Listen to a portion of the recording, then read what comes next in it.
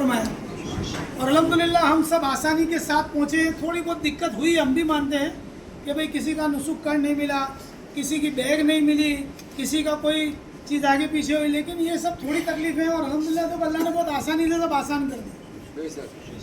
अभी एक जो हमारे हाजी साहब हैं उनकी पूरी बैग खुआ गई थी, लेकिन अल्हम्दुलिल्लाह मिल गई। एक हाजी साहब का सामान 3 दिन को आया और आप नहीं मानेंगे उन्होंने एक अल्फाज नहीं किया। मेरे को आगे कभी शिकायत नहीं की कि हाजी साहब यार कपड़े नहीं है या कुछ नहीं है, और अल्हम्दुलिल्लाह आ गया। तो ये जो मुकाम है वो सब्र का मुकाम है और कबूलियत का मुकाम है।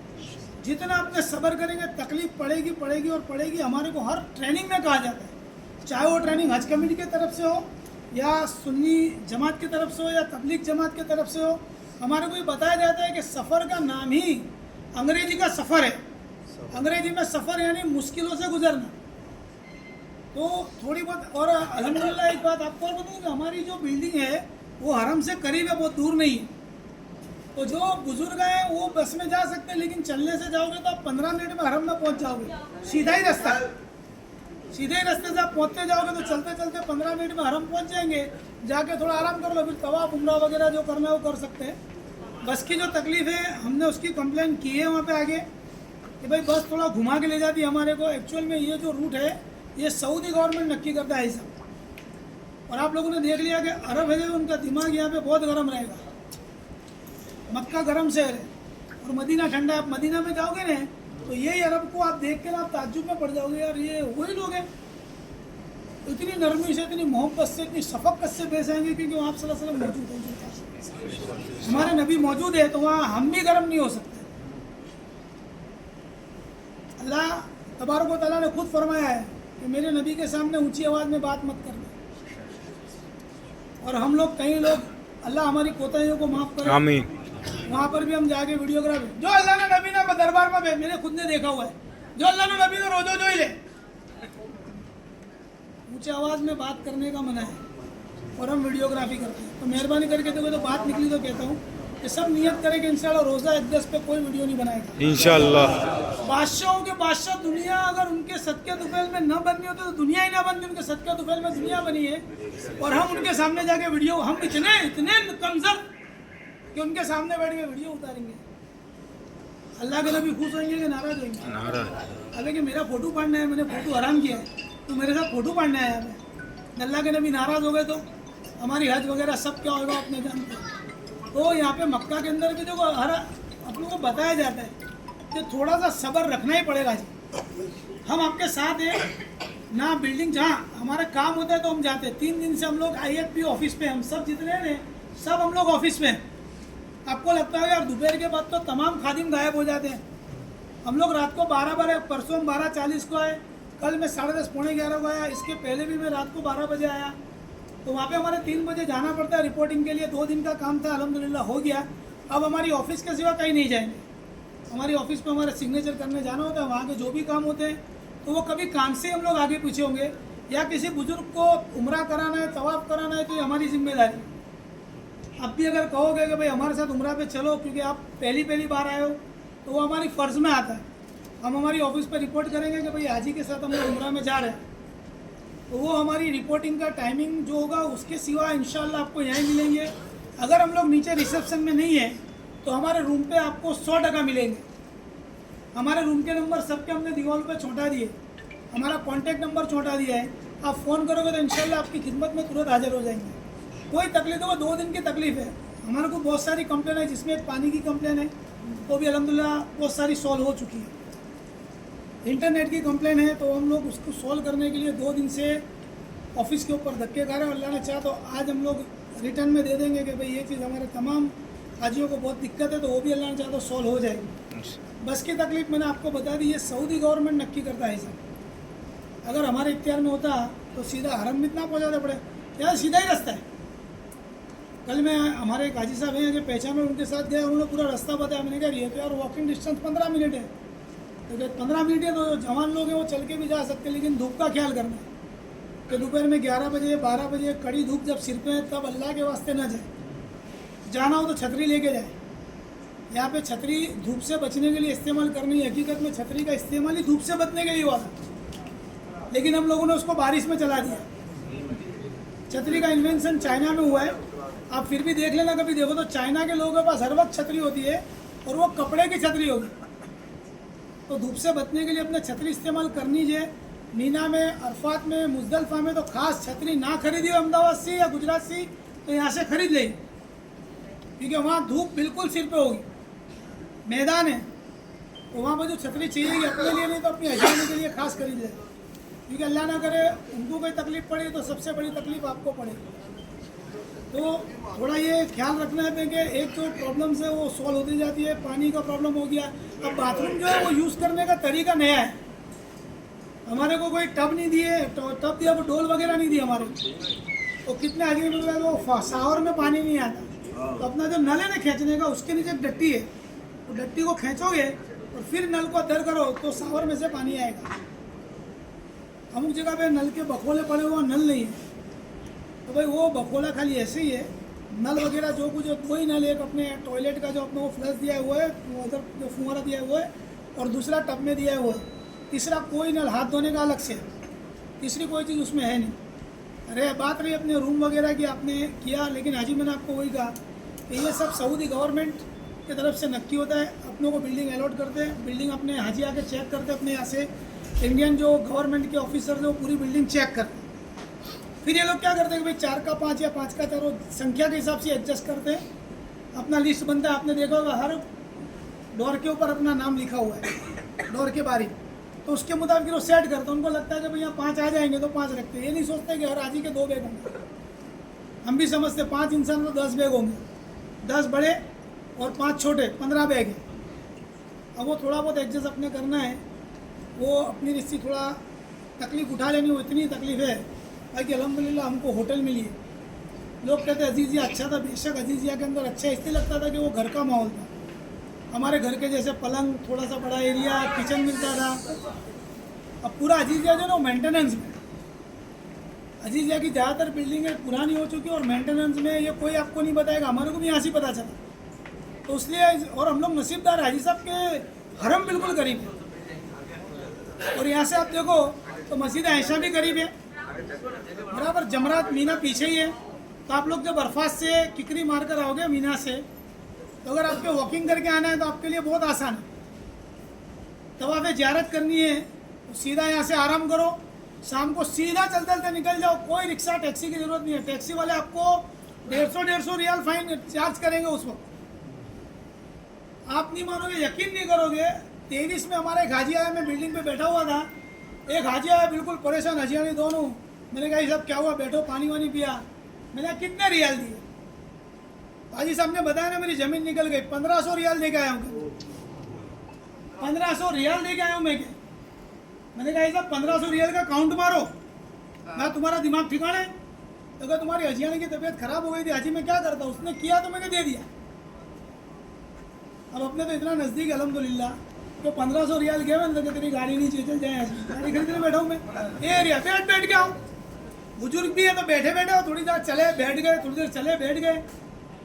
तो हमारे लिए अल्हम्दुलिल्लाह अल्लाह ने बहुत आसानी करी है, अल्लाह ने हमारे को इस मुकाम पे पहुँचा है। बिल्डिंग माशाल्लाह बहुत अच्छी है। लिफ्ट की प्रॉब्लम अब होगी, क्योंकि अब अपने पूरी बिल्डिंग भरा चुकी है। तो जो पहला फ्लोर है और दूसरा फ्लोर है वो उतरते, बुजुर्ग की बात अलग है, हम जवानों की बात करते हैं।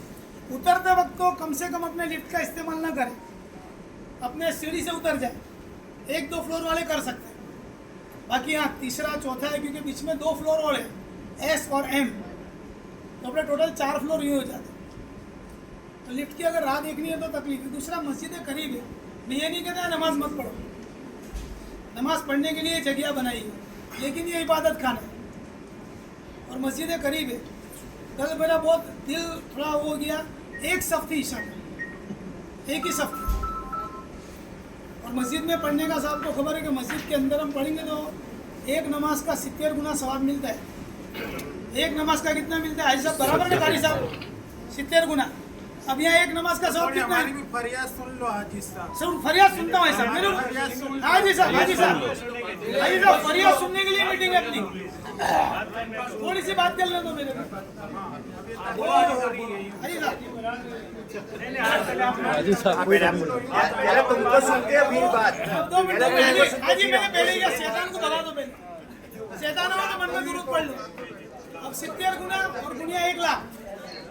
ठीक है, एक नमाज का सवाब कितना है? 1 लाख। 1 लाख। हमारे मस्जिद दूर थी तो हम लोग यहाँ ही पढ़ते थे। अब मस्जिद 1, 2 आगे इधर तीसरी है। और मस्जिद के लिए वजू बना के जाए कि एक कदम पे एक नेकी। जब इंसान घर से नमाज वजू बना के नमाज पढ़ने के लिए निकलता है तो एक कदम पे एक नेकी। आप कदम गिनना लगभग 500 कदम होते हैं, 500 ज्यादा होते हैं। अब फिर गुणिया 1 लाख कर दो तो आप जाओगे 500, आओगे 500, 1000 गुणिया 1 लाख।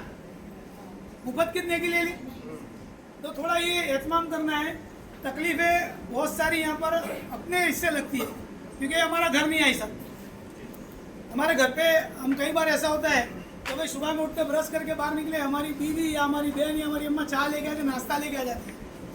तो अल्लाह का एहसान हो गया कि एक कैंटीन खुल गया। हम कोई कैंटीन की तरफदारी नहीं करते, लेकिन अल्लाह का एक निज़ाम है। अल्लाह ने बुलाया तो अल्लाह भूखा नहीं रखेगा, अल्लाह हाजी को परेशान नहीं करेगा। ये हमारी सोच होती है यार मेरे को तो भाई अल्लाह के घर में अल्लाह से मांगो।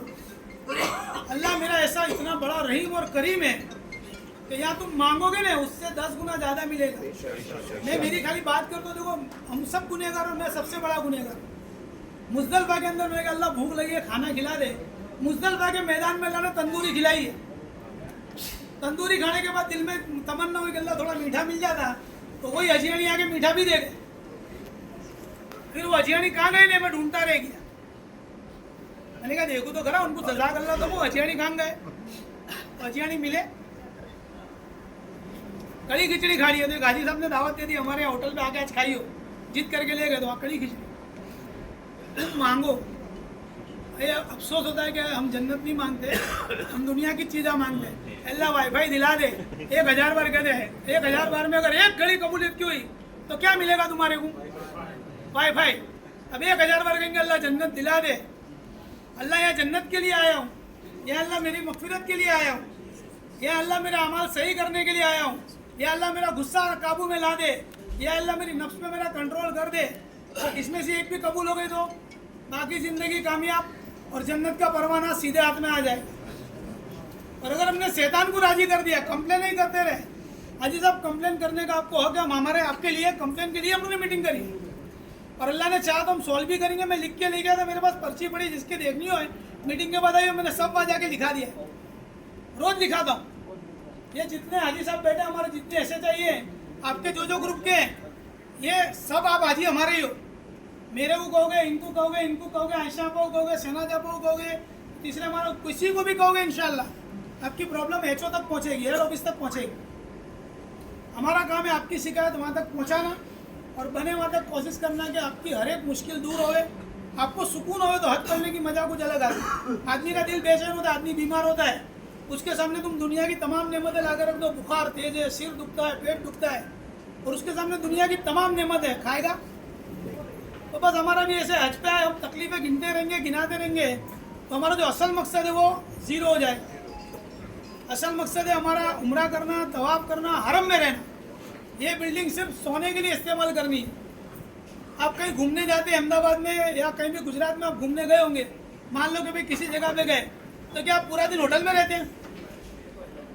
आदमी कश्मीर घूमने गया पूरा दिन होटल में रहता है कि नहीं भाई यार होटल में रहने के पैसे खर्चे, होटल के 3000 रुपये रात के दिए, एक दिन के 5000 दिए। बोट हाउस में लोग रुकते हैं, बोट हाउस का भाड़ा 15000, रखा दिन बोट हाउस में रुकता है आदमी। देख रहे तो कश्मीर आए हम तो रात को सोने के लिए, तो ये होटल को भी हम रात का सोना ही बनाए। तो क्या भाई साहब 4-4 लाख रुपए खर्च के आए, एक हाजी के 4 लाख 8 लाख, फिर वहाँ जाके जो हदिये देने हैं उसका काउंटिंग तो करूँगा तो 10-12 हो जाएंगे। अब इतना खर्चा करके हम आते हैं और हरम छोड़ के हम होटलों को गिनेंगे। मैं इसलिए कहता हूँ भाई साहब देखो हर एक वक्त यहाँ की एक एक घड़ी कबूलियत की घड़ी है, सही कह रहा हूँ, एक एक घड़ी। वैसे फरमाया गया है कि दिन में एक घड़ी कबूलियत की है। हमने उलमा इकराम से सुना है कि एक आदमी इस चीज़ को लेके बैठ गया। तो एक घड़ी कबूलियत की ना मैं देखूं, वो एक कटोरे को आगे रख के बैठा मिट्टी के, अल्लाह इसको सोने का बना दे, अल्लाह इसको सोने का बना दे, अल्लाह इसका सोने को बना दे। छेल्ले कंटाल गया, दिन पूरा होना है, अल्लाह इसका तांबे को तो बना दे, सट लेके तांबे का हो गया। सही कह रहा हूँ, हकीकत बात क्या है, सट लेके तांबे का हो गया। कोई इंसान के यार साला जब मांगने का था तभी तांबा मांग, हमारे को अफसोस आज नहीं होएगा। जब हम वापस जाएंगे और ये लम्हात याद करेंगे, 40 दिन हमारी जिंदगी के सबसे बेहतरीन 40 दिन, सबसे बेहतरीन 30 दिन अल्लाह के घर में, 30 दिन अल्लाह के घर में। और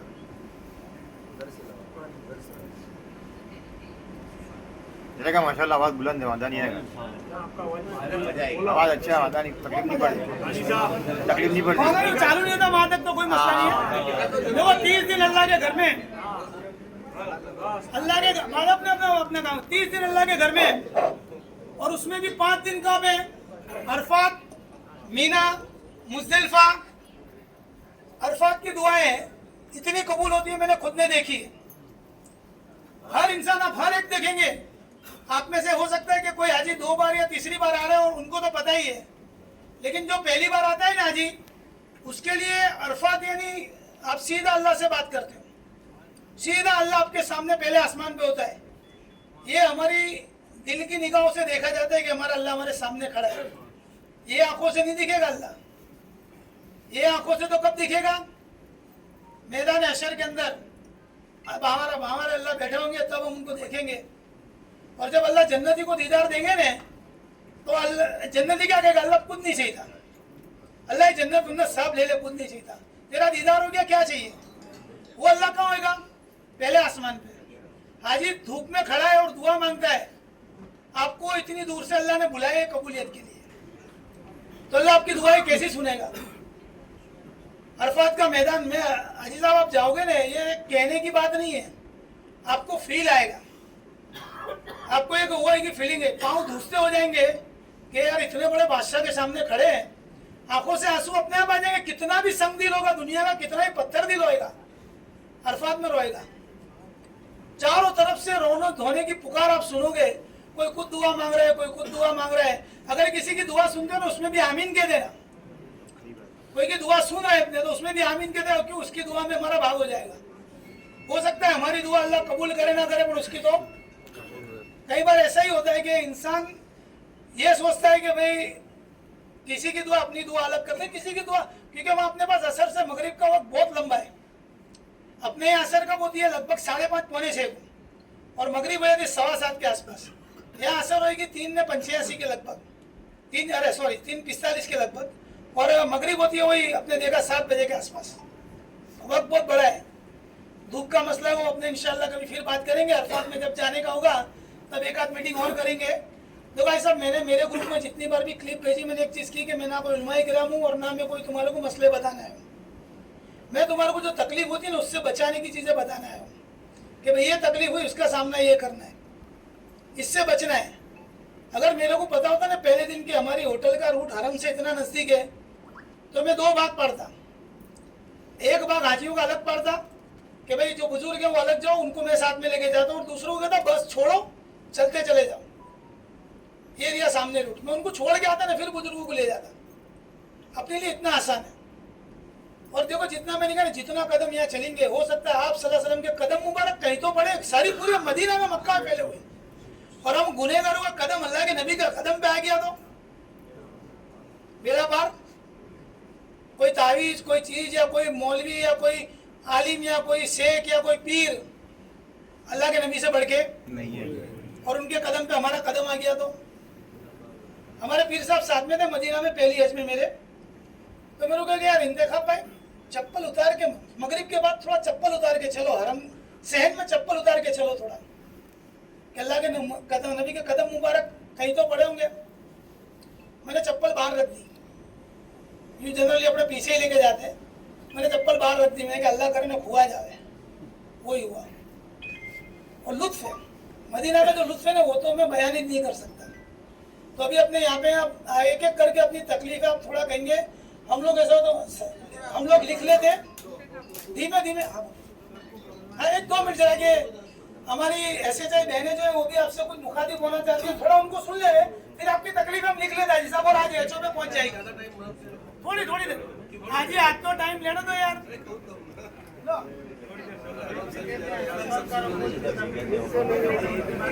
2 मिनट है साहब, 2 मिनट और आवाज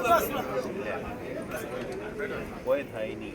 સૌથી પહેલા હું નુસુક કાર્ડ વિશે કહીશ કે નુસુક કાર્ડ છે એ હજનો પાસ છે. બિલ્ડિંગની બહાર નીકળો એટલે દરેક હાજીએ નુસુક કાર્ડ સાથે રાખવું. દરેકને નુસુક કાર્ડ મળી ગયું છે. કદાચ 4-5 એવા બાકી હશે એમને પણ મળી જશે, પણ એકવાર નુસુક કાર્ડ મળી ગયું પછી ખોવાય નહીં.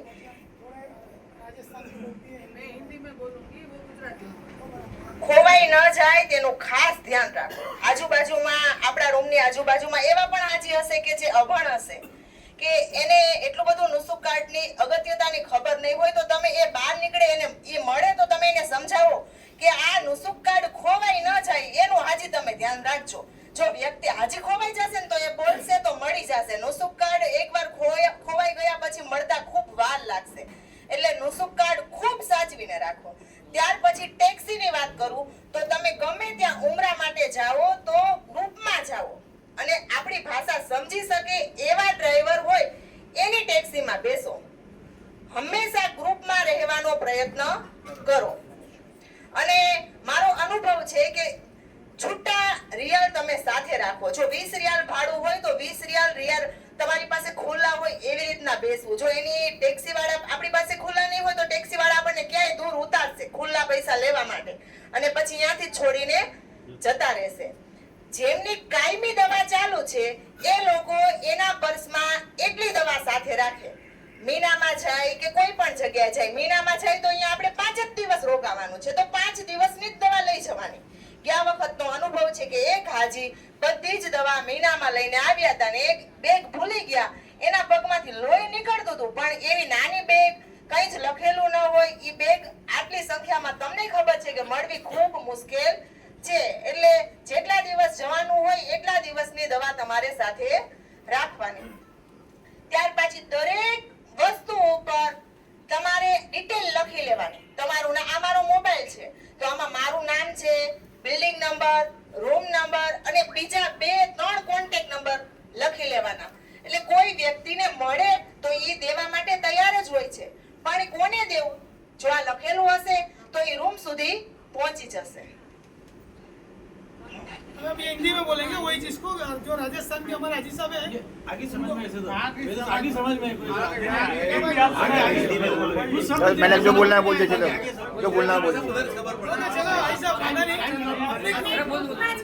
તમને બધી માહિતી મળી જાય.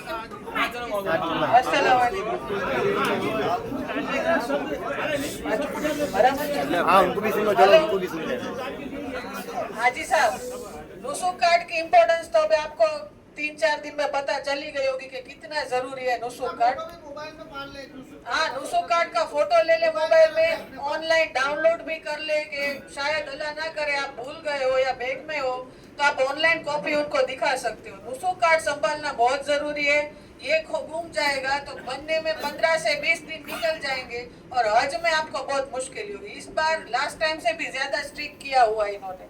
और बहन ने टैक्सी की बात की है तो टैक्सी वाले अरबी या उस ऐसे मत बैठो, पाकिस्तानी हो, बांग्लादेशी हो, जो हिंदी समझते हो इसमें बैठो. उनको अपना मोबाइल मत दो लोकेशन दिखाने. कई लोग क्या करते हैं, मोबाइल एक हाजी का आईफोन था और उन्होंने दिया लोकेशन दिखाने के लिए टैक्सी वाले को और वो लेना भूल गए.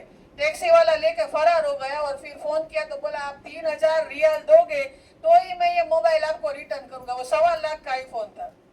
तो अब क्या कर सकते हैं, इसके लिए आप मोबाइल है ना टैक्सी वाले को मत दीजिए, आप अपने हाथ में रखिए और लोकेशन दिखाइए और अपना बिल्डिंग का लोकेशन कार्ड वगैरह आपके मोबाइल में भी सेव कर लीजिए. और जो अपने मेन जो जगह होती है ना, जो अपने स्पॉट बोलते हैं, जो फेमस होते हैं, उसकी तस्वीरें खींच लीजिए कि अगर आप कहीं घूम गए तो आप बता सके कि मेरी बिल्डिंग के पास ये है. जैसे अपनी बिल्डिंग के पास 2-3 मस्जिद है मस्जिद जीन है, मस्जिद शजर है, ऐसी सारी फोटोज आप रखिए कि आपको अगर याद भी ना आए तो आप याद कर सके कि मेरे बिल्डिंग के आसपास ऐसी एरियाज है जिससे आप अपनी बिल्डिंग तक पहुंच सके। और रूम की फैसिलिटीज में नीचे कंप्लेंट बुक दी गई है, आप जितनी ज्यादा कंप्लेंट लिखोगे उनको करना पड़ेगा वो काम। तो आप हाँ बोलकर नहीं, आप लिख कर भी आइए तो उनको प्रेशर पड़ेगा, बिल्डिंग के जो होते हैं ना होटल वाले, कॉन्ट्रैक्ट वाले, इसलिए आप कंप्लेन उसमें लिखिए बुक में। और दूसरा શું કહેવું ના મેડિકલ જુમ્માની નમાજ શુક્રવારે સવારે વહેલી બસ બંધ થઈ જાય છે, એટલે શુક્રવારે જ્યારે હરમ શરીફ જઈએ ત્યારે વહેલા જતું રહેવાનું ને અસર સુધીનો નાસ્તો પાણી બધી જ વ્યવસ્થા કરીને ત્યાં જવાનું, જેથી